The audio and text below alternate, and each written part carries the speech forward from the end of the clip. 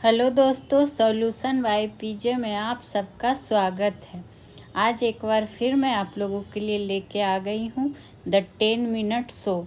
और इसमें आपको पता है कि वही एक टॉपिक लाया जाता है और उससे जो भी इम्पोर्टेंट बिंदु बनते हैं वो आपको करवाया जाता है। तो ये 10 मिनट का वीडियो होता है आपके एग्ज़ाम के लिए काफ़ी खास, तो इसको मिस मत कीजिएगा। और आज का जो टुडे टॉपिक है हमारा वो कौन सा है? जहांगीर। और जहांगीर पे जाने से पहले हम लोग क्या क्या पढ़ चुके हैं द 10 मिनट शो में, उसके बारे में भी आपको एक बार बता देते हैं। तो देखिए, आप लोगों के लिए ही इतना खूबसूरत चित्र के साथ लाया गया है, तो आप लोग देखिएगा ज़रूर सेशन को। और आपको इस सेशन से 1 नंबर तो ज़रूर मिलने वाले हैं किसी भी एग्ज़ाम में, तो आप लोग अटेंड किया कीजिए। तो देखिए, बाबर बता दिया गया है, मुग़ल वंश का संस्थापक, जिसका शासन कब से कब तक रहा, तो 1526 से लेकर 1530 ईस्वी तक इसका शासन काल रहा था। और बाबर से संबंधित जो भी इम्पोर्टेंट बिंदु बनते हैं वो आपको डिटेल के साथ बताया गया है द 10 मिनट शो में ही, तो आप लोग देखिएगा इसके पहले। वही बात है, बाबर के बाद आते हैं तो हुमायूं की। तो हुमायूं भी आपको करवा दिया गया है, जिसका शासनकाल कब से कब तक रहा, तो 1530 से लेके 1556 तक। चूँकि शुरू में इसका शासनकाल 1530 से 40 तक ही रहा था, फिर दोबारा ये शासन कब से स्टार्ट किया, 1540 से लेके 1556 तक। इसलिए इसका कहाँ से कहाँ तक हो जाएगा, 1530 से लेकर 1556 में। और बाबर में, हुमायूं में जो भी इम्पोर्टेंट पॉइंट इससे बनते हैं वो आपको कराया गया है। उसके बाद हम लोग जाने अकबर के बारे में। और अब अकबर से संबंधित आपको ये भी बोले थे कि सबसे ज़्यादा इसी शासक से पूछा जाता है, अकबर से, तो इसका ज़रूर देखिएगा। जिसका शासन 1556 से लेके 1605 तक रहा था। और अकबर को भी देख लीजिए। तो ये सब इम्पोर्टेंट जो भी पॉइंट था बता दिया गया है। और आज हम लोग जो पढ़ेंगे वो जहांगीर के बारे में पढ़ेंगे, यानी कि इससे जो संबंधित 10 मिनट में जान सकते हैं, 10 मिनट के अंदर वो जानेंगे। तो इसका शासन कब तक रहा, कब से लेके कब तक, तो 1605 से लेके 1627 तक। और सारे का पिक भी देख लीजिए आप लोग, तो याद रहता है, पिक के इमेज के हिसाब से दिमाग में ज़्यादा याद होता है। तो अब बढ़ जाते हैं जहांगीर से संबंधित पॉइंट के बारे में, जो कि एग्ज़ाम में पूछे जाते हैं। तो इम्पोर्टेंट पॉइंट में देखते हैं क्या है। तो पहला हो गया क्या, कि जो जहांगीर था राजगद्दी पर कब बैठा था, तो ये बैठा था 1605 में।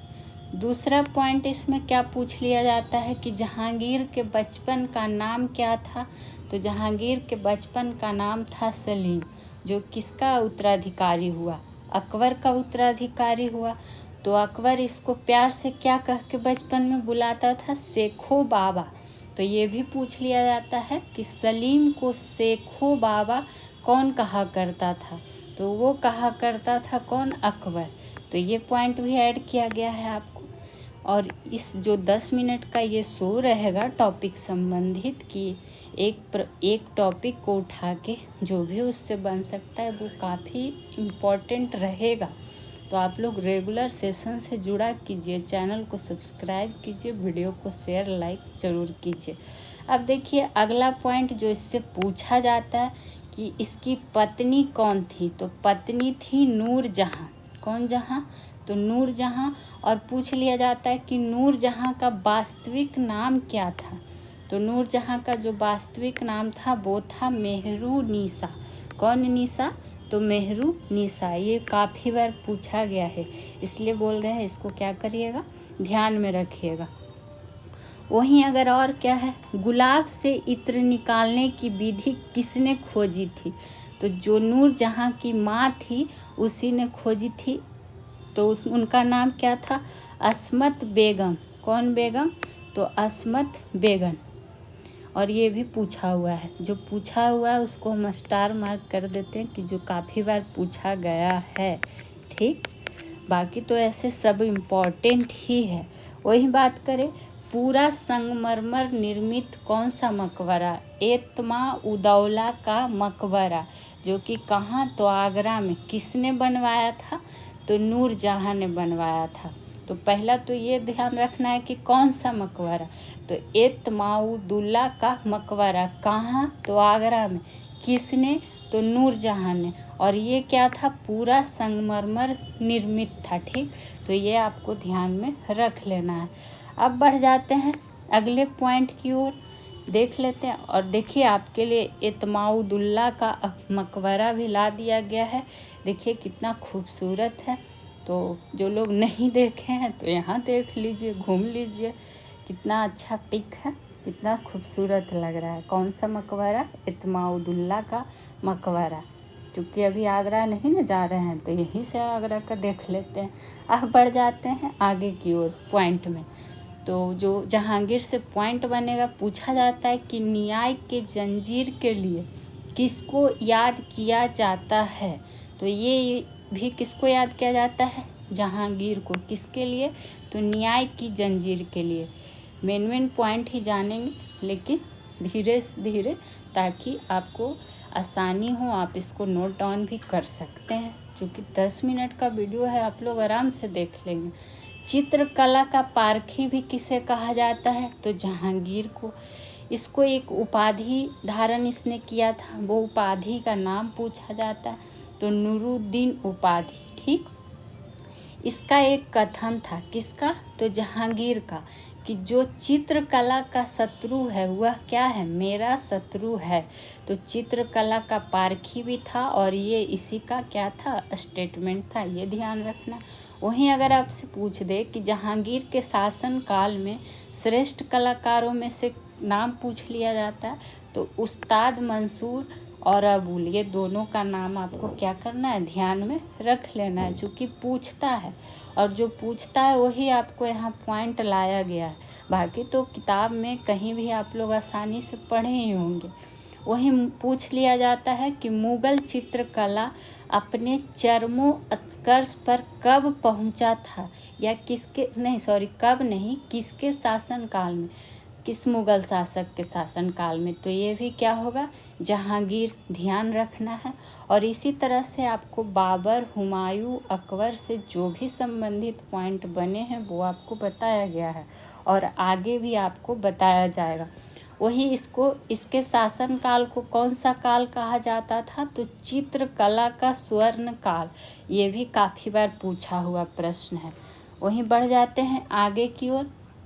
पूछा हुआ सबसे ज़्यादा प्रश्न है कि जो कैप्टन हॉकिंस था, टॉमस रो था, किसके शासन काल में भारत आया था? तो ये दोनों जो है अंग्रेज किसके शासन काल में भारत आया था? तो जहांगीर के शासन काल में। और देखिए यहाँ भी आपके लिए पिक लगा दिया गया है, ये रहा। दोनों को ध्यान से पढ़ लीजिए, कितना अच्छा पिक्स के साथ आपको दर्शा दिया गया है। तो ये दो नाम भी ध्यान रख लेना है, कैप्टन हॉकिंस और टॉमस रो। किसके? ये देखिए जहांगीर गद्दी पे बैठा हुआ है शासन करने के लिए। चलिए अब बढ़ते हैं अगले पॉइंट की ओर, जो जहांगीर से संबंधित। कैप्टन हॉकिंस को जहांगीर ने खान की उपाधि दी थी। तो प्रश्न इसी तरह से पूछता है कि किसने अंग्रेज हॉकिंस को खान की उपाधि प्रदान की थी? तो ये किसने की थी? जहांगीर ने। तो ये भी ध्यान रखना है। वहीं जहांगीर ने ही क्या किया था? सिखों के 5वें गुरु, जो कि कौन थे? अर्जुन देव, गुरु अर्जुन देव, इनको क्या किया था? फांसी दिलवा दिया था। ये काफ़ी हिट क्वेश्चन में से एक है। और पहली बार राजा के चित्र से युक्त सिक्के चलाए गए थे किसके शासन काल में? तो ये भी जहांगीर के शासन काल में। और लास्ट में क्या हो गया? इसकी मृत्यु, जो कि 1627 में हो जाती है। तो ये रहा आज के जहांगीर से संबंधित पॉइंट। तो कैसा लगा ये सेशन आपको? ये कैसी पहल है, नई पहल कैसी आपको लगती है? आप लोग कमेंट ज़रूर करें। आगे मिलेंगे, शाहजहाँ रहेगा हमारा नेक्स्ट टॉपिक।